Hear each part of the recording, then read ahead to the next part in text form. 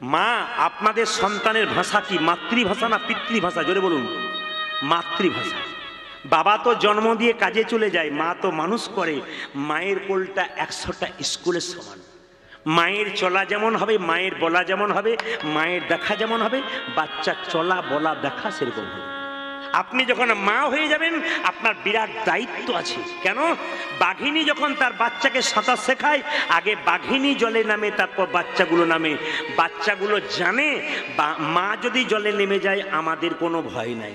ধর্মের পথে আপনি না নামলে আপনার ছেলে মেয়ে কোনোদিন ধর্মের পথে নামবে না। আগে নামতে হবে আপনাদেরকে, নইলে সনাতন ধর্ম টিকবে না। জেনে নিন, আমি আসরে হাঁকিয়ে বলে দিতে পারি, প্রতিটি আসরে যত জায়গায় কীর্তন করতে যায়, যত জায়গায়, সব জায়গাতে মায়েদের সংখ্যা সবচাইতে বেশি। বাবাদের সংখ্যা তুলনামূলক কম থাকে, কিন্তু মায়েদের সংখ্যা সব জায়গায় বেশি। প্রতিটি আসরে মায়েদের সংখ্যা বেশি। কেন? মায়েরা বেশি বাড়িতে কীর্তন শোনে, বাবারা কাজের চাপে শুনতে পায় না, তবু কাজের মধ্যে শোনে। এইবার বলে দিই, মায়েরা যে যেখানে বসেছেন, পেটে বাচ্চা থাকলে অনুকূল ঠাকুরজি বলল, যার পেটে বাচ্চা আছে সে স্নান করে পবিত্রভাবে ভগবানের কাছে প্রণাম করে এই কথা বলবে, প্রভু আমার ছেলে হোক আর মেয়ে হোক যেন কৃষ্ণ ভক্ত সন্তান হয়। দরখাস্তের বয়ান যদি ভালো হয়, পারমিশন আপনার তাড়াতাড়ি হয়। আপনার ডাক যদি ভালো হয়, গোবিন্দের কৃপা আপনার প্রতি তাড়াতাড়ি হয়। ডাকার মধ্যে প্রেম থাকতে হবে, সরলতা থাকতে হবে, ভক্তি থাকতে হবে, ভগবান আপনার কাছে আসবে। এই জন্য সবাই আমার দিকে তাকাবেন মায়েরা। দ্বিতীয় নিয়মটা কি? পেটের মধ্যে বাচ্চা থাকলে দ্বিতীয় নিয়ম কি মায়েরা? আপনার তুলসী গাছে জল দিয়ে গাছটাকে, মন্দিরটাকে 4 বার পরিক্রমা করবেন হরে কৃষ্ণ মহামন্ত্র বলে। 3 নম্বর কি না, বৈষ্ণবের উচ্ছিষ্ট প্রসাদ যার পেটে বাচ্চা আছে তাকে খেতে হবে, বৈষ্ণবের কৃপা হয়। প্রমাণ কি? শাস্ত্রের দিকে দেখুন, আমাদের ভক্ত প্রহ্লাদের বাবা হিরণ্যকশিপু ভগবানের বিরুদ্ধে ছিল, আর তার মা কয়াধু যখন তাকে পেটে রেখেছিল নারদ মুনির চরণ সেবা করেছিল, বৈষ্ণবের চরণ সেবা করেছিল, বলেই তো ভক্ত প্রহ্লাদের মতো সন্তান জন্ম দিতে পারল। শাস্ত্রের প্রমাণ, প্রত্যেকটা জায়গায় শাস্ত্রের প্রমাণ। এইদিকে পেটে বাচ্চা থাকাকালীন মা যা করবে বাচ্চার অবস্থা সেরকম হবে। একটা প্রমাণ দেখে নিন, অর্জুনের স্ত্রীর নাম সুভদ্রা। যখন সুভদ্রার পেটে অভিমন্যু ছিল তখন অর্জুন সুভদ্রাকে চক্রগুহে ঢোকার গল্প বলেছিল, কিন্তু বেরোবার গল্প বলতে গেছে তখন মা ঘুমিয়ে গেছে, বাচ্চাও ঘুমিয়ে গেছে, অভিমন্যু শুনতে পায় নাই। যখন কুরুক্ষেত্রের যুদ্ধ শুরু হলো, অভিমন্যু চক্রগুহে ঢুকেছিল, বেরোবার পথ পেল না, ও তো জানতে পারে নাই। মায়ের দোষে সন্তান নষ্ট হয়ে গেল। মাত্র 16 বছর বয়সে অভিমন্যু কুরুক্ষেত্রের যুদ্ধে প্রাণ বিসর্জন। এই জন্য আপনারা আরো প্রমাণ কি পাবেন? সুখদেব গোস্বামীর মায়ের নাম বিটিকা দেবী। ভালো করে শুনবেন, সুখদেব গোস্বামীর মায়ের নাম কি? বিটিকা দেবী। বাবার নাম কি? ব্যাসদেব। পেটে যখন ছিল সুখদেব গোস্বামী তখন বিটিকা দেবীকে তার বাবা ব্যাসদেব কৃষ্ণ কথা শুনিয়েছিল। যখন আপনার স্ত্রীর গর্ভে সন্তান থাকবে, আপনি হরিনামের আসরে নিয়ে যান, আপনি মন্দিরে নিয়ে যান, আপনার স্ত্রীকে ভক্তি করান, আপনার কৃষ্ণ ভক্ত সন্তান জন্ম দেবে না। কিন্তু কিছু মনে করবেন না, এ বড় দুঃখের ব্যাপার। একটু মন দিয়ে শুনবেন। আপনাদের এখানে হয় না, আমাদের ওখানে হয়। যদি কোনো মেয়ের পেটে বাচ্চা থেকে শাশুড়ি মা বলে মন্দিরে যাবি না, পুজো পাঠ করবি না, ঠাকুর ভক্ত হবি না, এই সময় তুলসী গাছে জল দিবি না, আপনারা ভাবছেন কেন বলে বলুন তো? ওর নাতি যদি সাধু হয়ে পালিয়ে যায় ওই জন্যে বলে আর কি। কিন্তু জেনে নিন, আপনারা যে এখানে বসে আছেন, সচিমাতা নিমাইকে বলেছিল, নিমাই তুই তোর বাবার পিণ্ডটা দিয়ে আয়। নিমাই বলেছিল, মা পিণ্ড দিলে কি হয়? বলে 7 বংশোদ্ধার হয়। বলছে পিণ্ড দিলে 7 বংশোদ্ধার হয়, কিন্তু কোনো বংশে একজন কৃষ্ণ ভক্ত সন্তান জন্ম নিলে তার 7 বংশ নয়, তার 14 বংশ উদ্ধার হয়ে যায়। আপনাদের ভাগ্য ভালো হবে যদি আপনার বাড়িতে কৃষ্ণ ভক্ত সন্তান জন্ম। আবার শুনে নিন, আপনাদের এখানে হয় না, সব আমাদের ওইদিকে হচ্ছে। একটা প্রমাণ দেখুন কিরকম হচ্ছে। মেয়েদের পেটে বাচ্চা থাকলে ডাক্তারের কাছে যাই, ডাক্তার বলে বেড রেস্ট। প্রেসক্রিপশনের প্রথমে কি? Bed rest. আচ্ছা বলুন তো, আগেকার মায়েদের 7-8টা করে বাচ্চা হয়েছে, কবার বেড রেস্ট নিয়েছিল? একবার বলবেন আপনারা। না, এখনকার ভেজাল খাবারে বেড রেস্ট দরকার আছে। কিন্তু কি বলল ডাক্তারবাবু, আমি যদি বেড রেস্ট নেবো তাহলে আমার পেটের বাচ্চাটা মোটা হবে, আমি কি করব? বলছে সিজার করব, আমি টাকা হবে, আমার তোজ্জা হবে। আবার দেখবেন তাহলে আমি সময় কাটাবো কি করে? বলে কেন অ্যান্ড্রয়েড মোবাইল সেট নাই? Android mobile set screen touch mobile নাই? বলে হ্যাঁ আছে। বলছে মোবাইল দেখে দিন কাটাবি। এখন মেয়েদের পেটে বাচ্চা থাকে, খালি মোবাইল দেখে। যখন বাচ্চাটা জন্ম নেয় তখন টুকটুক টুকটুক করে তাকায়। মেয়েটা বলে বাবারে আমার ছেলে কি সুন্দর হয়েছে, টুকটুক করে তাকাচ্ছে, কি যেন খুঁজে বেড়াচ্ছে। ও মোবাইল সেট খুঁজে বেড়াচ্ছে। পাক্কা কথা। এই জন্য এখনকার মেয়েরা বলে না, বাবারে আমি মোবাইল চালাতে পারি না, আমার বাচ্চার কি মোবাইল চালানোর জোর করবো? কেন বলুন তো? এই যে আপনি চালিয়েছেন, চালা শেখালেন, ও শিখিয়ে গেছে। ওই জন্য আপনাদের কাছে নিবেদন রইল, সবাই লক্ষ্য করুন, আজকে গর্ভের সন্তানটা জন্ম নিচ্ছে। কি বার জন্ম নিচ্ছে জোরে বলুন তো দেখি, কীর্তন শুনছেন? কি বার? কি বার বলেছিলাম? শনিবার, বৃহস্পতিবার। সেদিন বাড়িতে কি পুজো ছিল? কালী পুজো না দুর্গা পুজো? সরস্বতী পুজো? যাক, আপনারা যে এত মন দিয়ে শুনছেন আমি আগে জানতাম। সবাই লক্ষ্য করুন, এখন জন্ম নিচ্ছে, মাথায় কাপড়টা নিন। বৃহস্পতিবার জন্ম নিল, সরস্বতী পুজোর দিনে। যদি সত্যি কথাটা খুলে বলতে পারেন আমি খুব খুশি হব। বলুন তো মায়েরা, প্রথমবার বাচ্চা হলো বাড়িতে, ছেলে হলে আনন্দ না মেয়ে হলে আনন্দ? এদিকে দায়ে পড়ে বলছেন মেয়ে যার মেয়ে হয়েছে। কিছু মনে করবেন না মায়েরা, যখন কেউ বলে না মেয়ে হলে আনন্দ, তখন আমাদের খুব আনন্দ হয়। কেন বলুন তো? এই পার্টিতে যতগুলো আছে সব ডবল করে মেয়ে আছে, মানে আমারও আছে। যখন কেউ বলে মেয়ে হলে আনন্দ, যাক বাবা বেঁচে গেলাম আমি, আমার ভালো লাগলো। কিন্তু জেনে নিন, আমার বাবা হসপিটালে ডাক্তার ছিলেন, তিনি খুব জ্ঞানী লোক ছিলেন। তিনি আমাকে প্রথম কন্যা হবার পর দ্বিতীয় কন্যা যখন হলো, তখন বলল এ হলো ভাগ্যলক্ষ্মী, এ হলো শুভলক্ষ্মী। শুনুন ভালো করে কথা বলুন, জ্ঞানী লোকের, ভাগ্যলক্ষ্মী শুভলক্ষ্মী। আমি জিজ্ঞেস করলাম বাবা ছেলে তো হলো না? বলে শোন, তুই আমার ছেলে, চারিদিকে গান করে বেড়াস, আমার গয়া হলো না, কাশী হলো না, বৃন্দাবন হলো না। তোকে ভগবান কৃপা করেছে, কীর্তন করবি, বয়স হয়ে যাবে, মেয়েদের যখন বিয়ে দিয়ে দিবি, তোর যখন অনেক বয়স হয়ে যাবে, তখন তোরা দিব্যি গয়া কাশী ঘুরবি। আমার জীবনে তোর জ্বালাতে আর হলো না, সংসার সামলাতে সামলাতে গেল। দামি কথা বলে গেল। তিনি বললেন যে ছেলে যদি একটা বংশের প্রদীপ হয়, মেয়ে হলো দুটো বংশের প্রদীপ।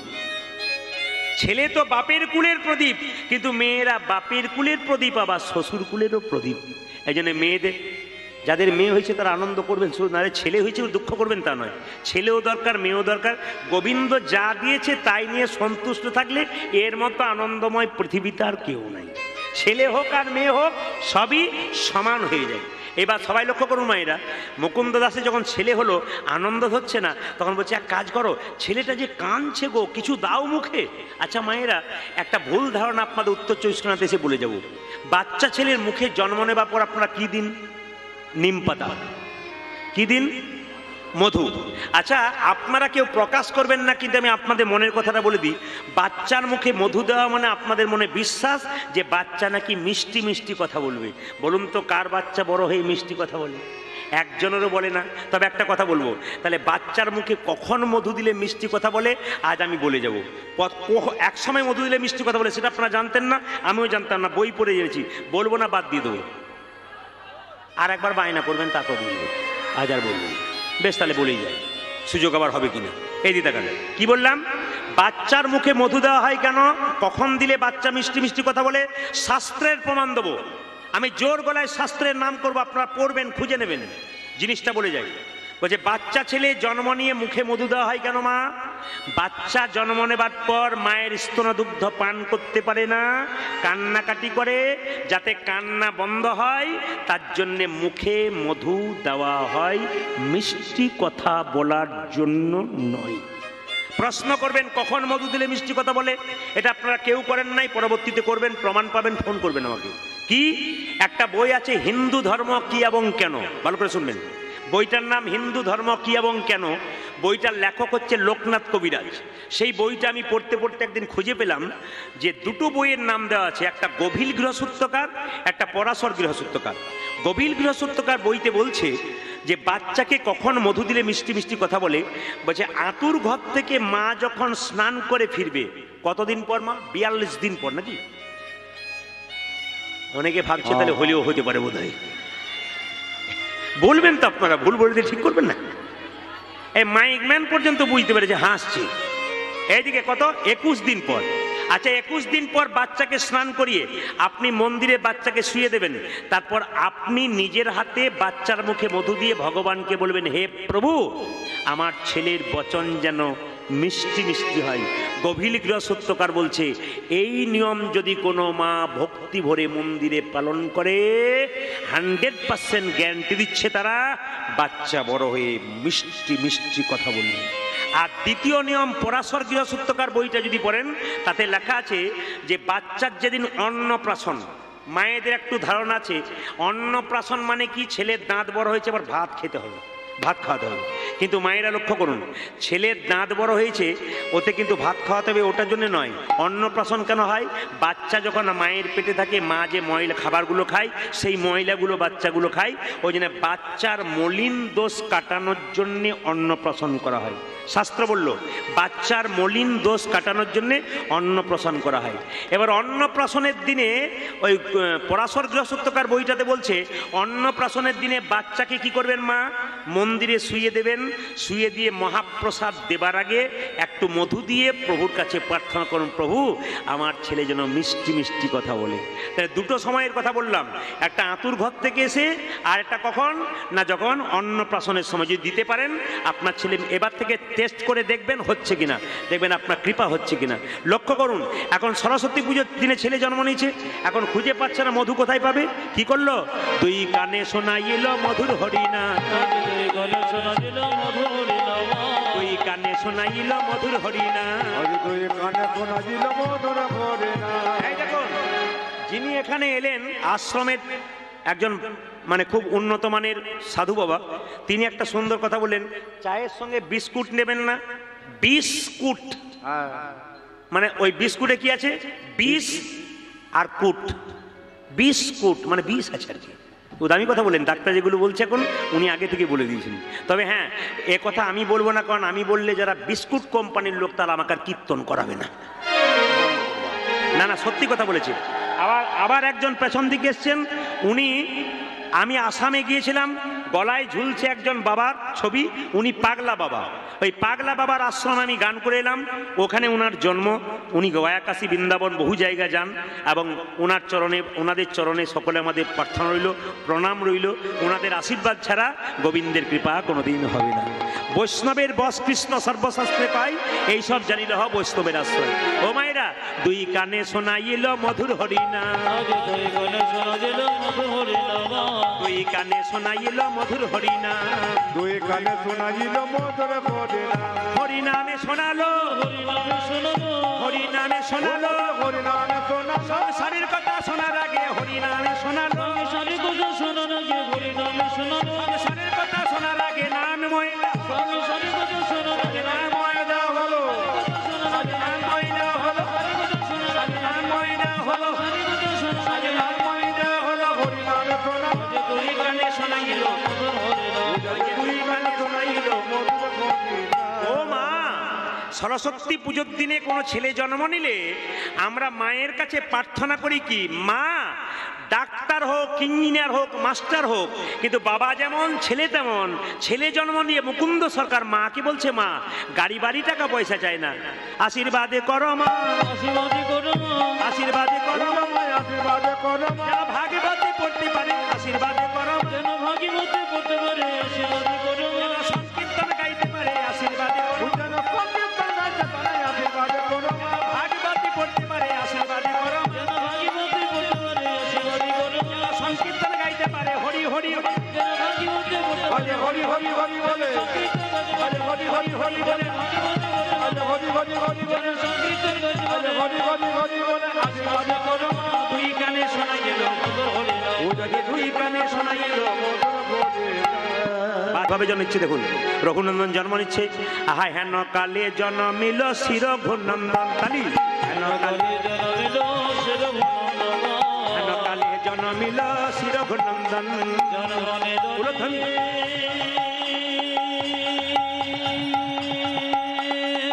ফোলটা বাড়াও, ফোলটা বাড়াও, ফোলটা বাড়াও, ফোলটা ফোলটা ডান দিকেটা যেন না কমে যায়, উলধ্বনি।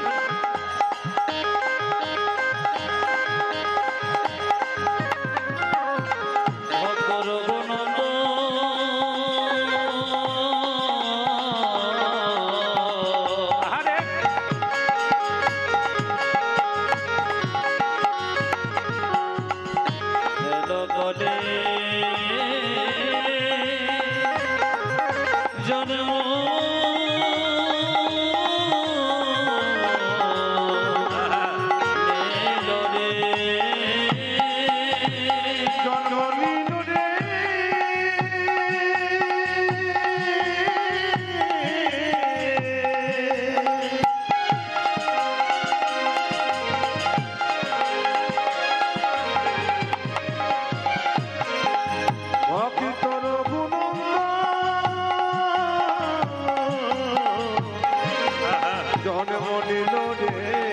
হরিহারি ভাই